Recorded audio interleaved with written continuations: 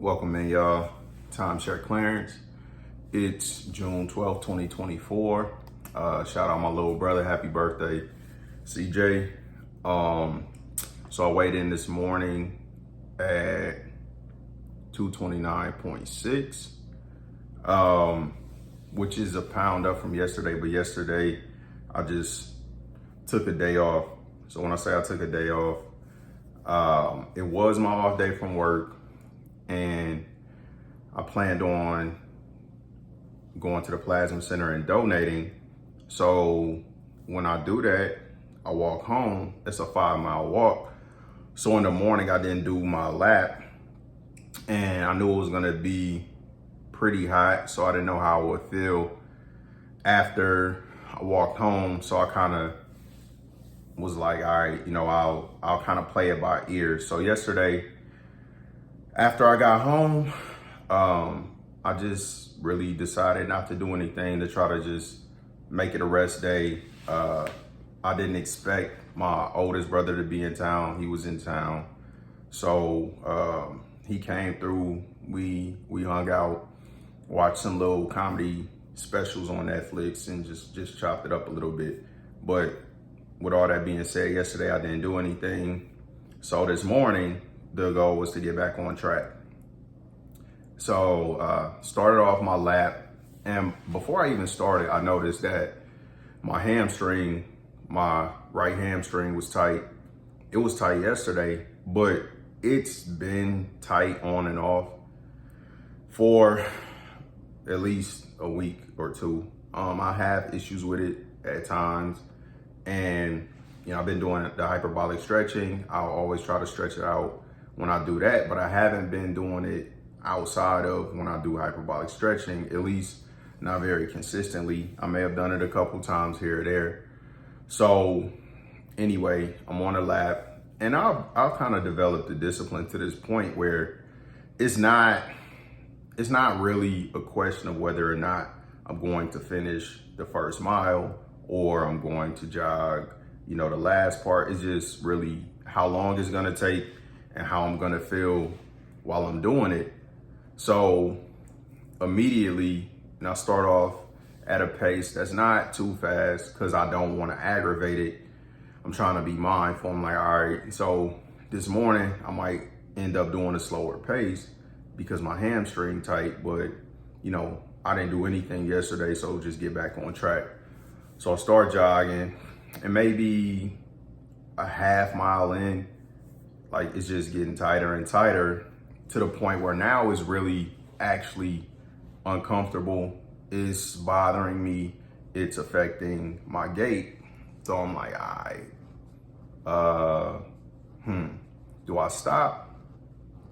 Or do I just, like I said, regardless of how I feel, this is a requirement, so let me finish. So I pushed through it, and I don't necessarily know if that was good, because by the time I finished, I had a real limp. Even when I started walking, like my hamstring was hurting, it was tight, so it was actually affecting my walk. And then I didn't jog the last part of the lap. I just walked home. I actually stopped at one point, like at the bus stop, and tried to stretch my hamstring out on the bench. So said all that to say this: it has been a priority. I've known that it's a priority. I've known that it's a necessity if I'm going to do the things that I want to do physically, to start incorporating stretching. But I haven't had the sense of urgency. So it's this little chart where it's just 4 squares, and basically each square represents a combination of importance and urgency. So square 1 being things that are both important and urgent. Square 2 being things that are important, but they're not urgent. Square 3 being things that are not important, but they are urgent. And then the 4th square being neither important nor urgent. So about 5 years ago now, I was introduced to this chart, this concept, and it was explained to me basically that square one, if something is both important and urgent, it's a crisis when you think about it. Because it's very important to get done and you have to get it done quick. That's a crisis. So you're in a different mode when that's the position that you find yourself in, or you put yourself in, or you're put in. However you got there, you're there, but you're in crisis mode. But most of the things that are a crisis in square one, most of the things in square one are because they spent a long time in square two and they were ignored, because even though they were important, they weren't urgent. And obviously you're gonna focus on the things that are urgent and important. So basically you need to live your life prioritizing square two, dealing with square one when it's absolutely necessary. And then the other two, at some point you still need that balance to do things that are just simply for enjoyment.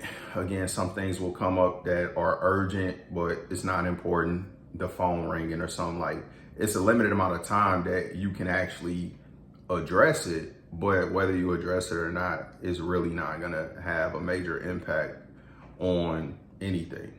So that's what happened with my hamstring.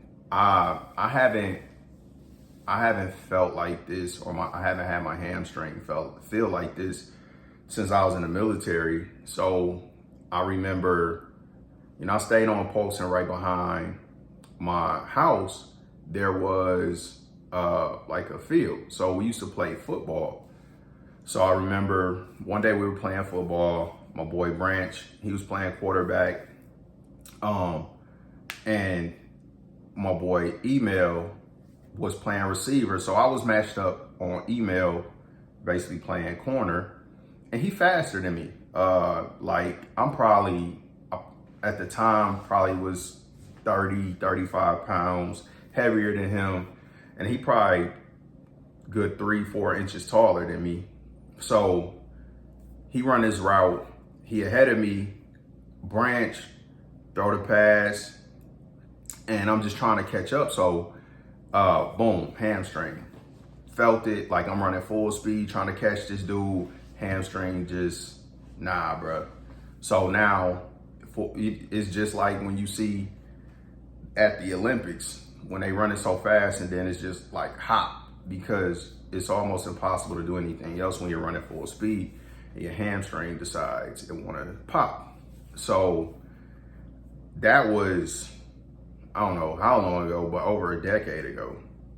And it took me a long time to recover from that hamstring injury. I remember being on profile.